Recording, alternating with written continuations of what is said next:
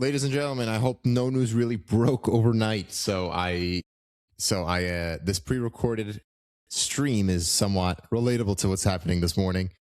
I am currently in flight, so I should be able to engage with you in the comment section right now, but I'm so happy to provide a venue for you guys to mingle, interact with both me and share a perspective on the news, right? Where I can opine on a couple of headlines and maybe go back and forth with you guys straight in the comment section. And wishing everybody a good morning. I'm hoping everybody's having their coffee nice and tight. Guys, I honestly think that this is the best solution to, I guess, whenever logistically I just can't make it. So this is really cool. Before Sean, you say something, I did take down that Yankees sign because I'm trying to make the back. I'm going to work on making this backdrop, I guess, a white screen where I can really make it whatever I want. And sneak peek, if you go back into my earlier videos, you'll see that I did it in front of my bookshelf, which I no longer have, but I really cherished. And I could go off on a tangent when it comes to that. So anyways, without further ado, let's get into the headlines as it stands right now at the time of this recording. And I did it as close as I can to the morning, guys. So let's work with what we got. Breaking, of course, Iran came out announcing their new Ayatollah is the son of Khamenei, Mojtaba Khamenei. And what's been expressed, and it sort of troubles me, but sort of doesn't, is there was skepticism within Iran that's being reported because of his limited executive background, I guess, and his limited even clerical background. I guess this means, number one, I think the Council of Advisors or the Councils of Experts is what they call it.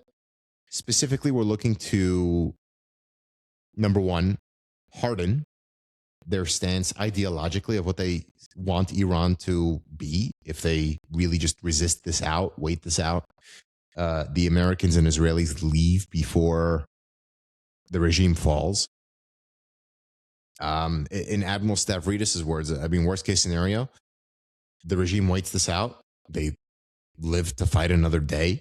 And Iran is actually worse than it was before this invasion. I already know, loyal Michael Smerconish listener here, he's going to say that this is the ultimate thumb in the eye of the American people. He's thinking that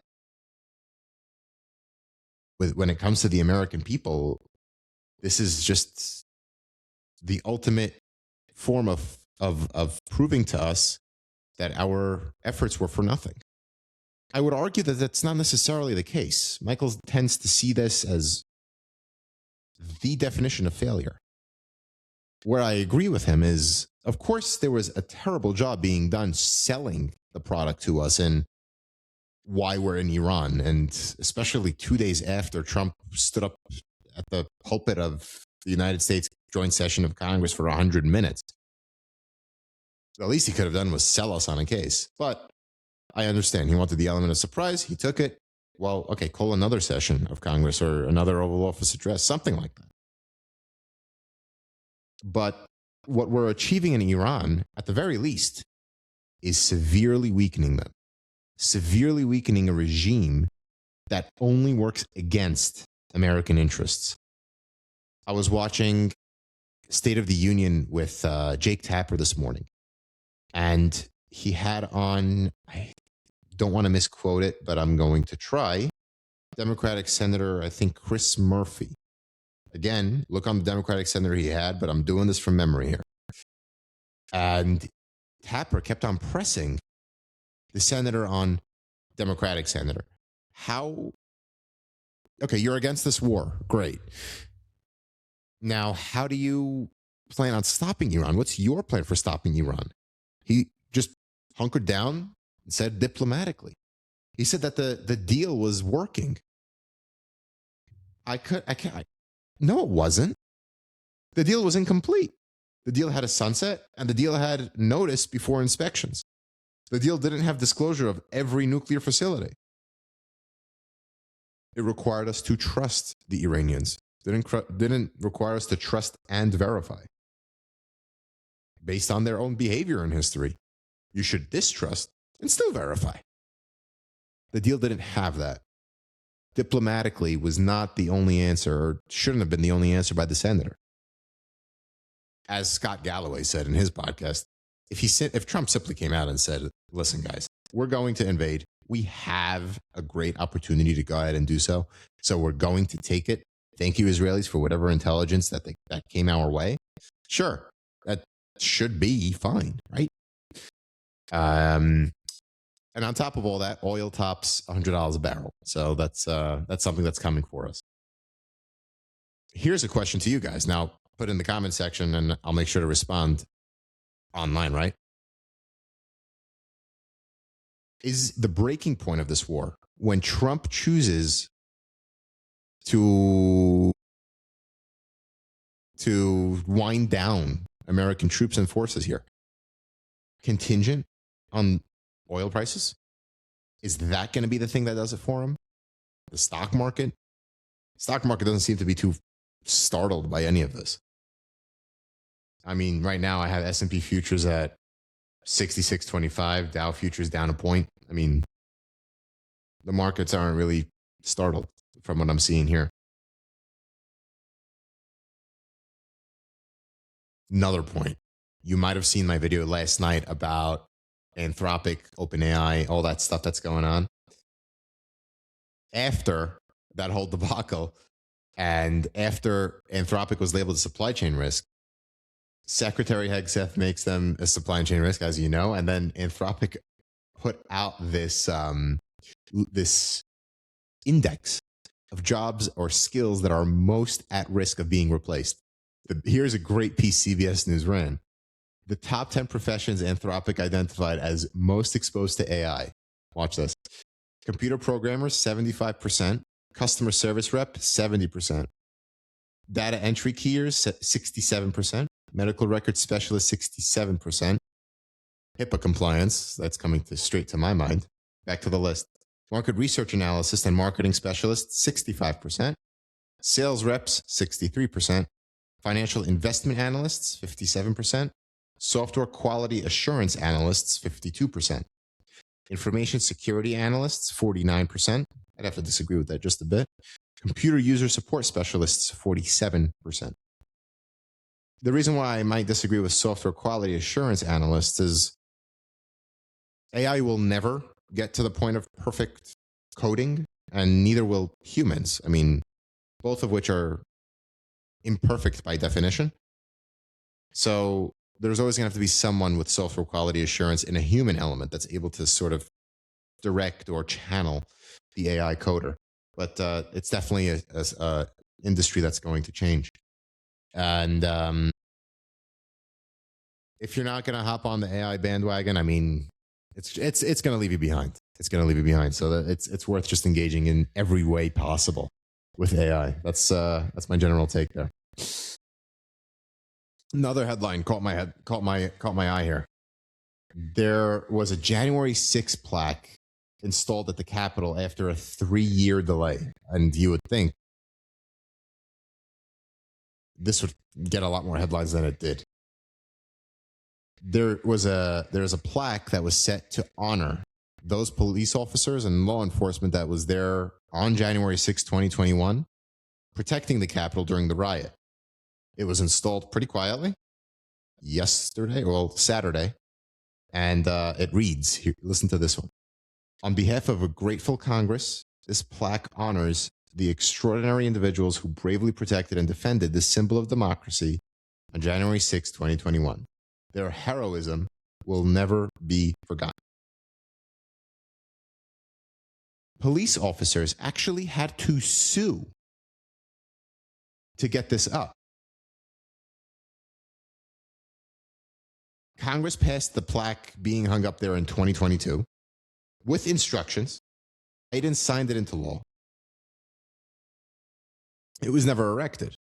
And after the law passed, the politics around January 6, 2021 changed like crazy, on a dime, as we know the story happened. And The Senate in January this year unanimously passed a bipartisan resolution directing the architect to prominently display it in a publicly accessible part of the Senate wing until it could be permanently installed on the Capitol's western side. I mean, why the delay? Seriously. And then the Senate unanimously passes that. So that means there's some common sense in the Senate. Some. That's it's sad at the state of disagreement, revisionism that just happens. Let me know what you think. Drop it in the comments. I'll be responding to you guys. A couple more headlines before we leave today. UN ambassador stopped short of blaming the school strike on Iran. You know, people's go-to, and I think rightfully so, with the whole Iran, Israel, U.S. conflict that's going on is the rocket hitting a school of over 100 children and I believe 15 or 20 teachers. The Ambassador Walls, our ambassador to the UN, said just short of, I'll leave that to the investigators to determine whether the United States struck that school. Trump on Air Force One this weekend said it was Iran. In Trump's case, Iran has a base down the block or so. It might have been ineffective at this point. It might have been an older base. Not really too good of an indication on the intelligence that it might have been acted on. But one thing is for sure. We're a moral army. We don't aim for schools. It could have been just a simple mistake. And I don't know how Trump's really playing this. War is war. Innocent people die. And war is not good. War is not pretty. And unfortunately, there are stories like this and probably worse that are happening. We just simply don't have the visibility into Iran the way that we would really a Western country open to the press. So by the UN ambassador saying, I'll leave that to the investigators, he's not saying what Trump is saying. Something a little different. Last but not least, I'd hate to only focus on things that are local to me in New York City, but there was a device ignited outside Mayor Mamdani's residence in Gracie Mansion on Saturday, had explosive materials and fragmentation that could have killed numerous people. The FBI launched a terrorism investigation into it. 2 people from Pennsylvania were arrested outside of Gracie Mansion, and the mayor was confirmed to be home. Police Commissioner Tisch told reporters on Saturday that an anti-Islam protest was organized by people associated with Jake Lang, hardened January 6th rioter and a far-right influencer, apparently with enough influence to ignite something like this. A group of counter-protesters, over 100, also gathered and angered by the anti-Islam protests, brought homemade bombs to the gathering, intending to cause harm. That's what the law enforcement officials told CBS. There's a picture of it in this article. I mean, it's gruesome to think. We're at a point where not only are we committing violence against those we disagree with, but we're also plotting to commit violence against people protesting or counter-protesting. Violence against people in office. I mean, I may be a little crazy for thinking we may be at the end of it. People are getting tired of this, but the headlines are not decreasing. They're not.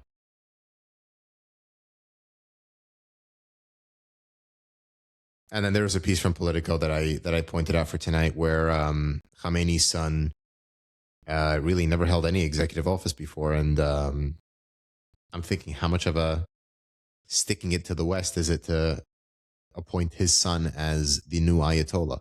Something interesting that I think is happening across the Iranian governance is how fragmented power is and how intentional that is by design, where you can take out the Ayatollah on the first day. They didn't get the president. They got a whole bunch of cabinet ministers and secretaries, but Iran's government is still functioning I guess in a remote or a limited way. But you got to give it to them. They planned for a robust chain of command, custody, authority. It still leaves you with a question of President Pezeshkian apologized to their neighbors for igniting the region and attacking them. But the army went ahead and continued to target neighboring countries. Who is ruling the army? Is the command structure that I just complimented Iran for making robust still an effective one? Is the chain of command, in fact, still intact? Cute rhyme, right? I tend to think, truly, I guess it's at an inflection point whether Khamenei's son is actually going to be able to regroup the entire country and how he's going to command the entire government. I wonder what kind of faith the government and the people, if that even matters, will have in him, and whether he can wield the same kind of power his father did. So let's see how that works. Ladies, gentlemen, I will see you Wednesday in some form. I'll try to be here live. And I'll be engaging in the comment section right here, right now. I hope you liked everything. And I hope you liked the format. In fact, I'll include the articles that I'm referencing and I highlighted and set out really in the description below. Wishing you guys a fantastic day and make it the best. You won't have another chance at it. Guys, I'm here every Monday, Wednesday, and Friday. Make sure to also subscribe to my newsletter below. See you Wednesday.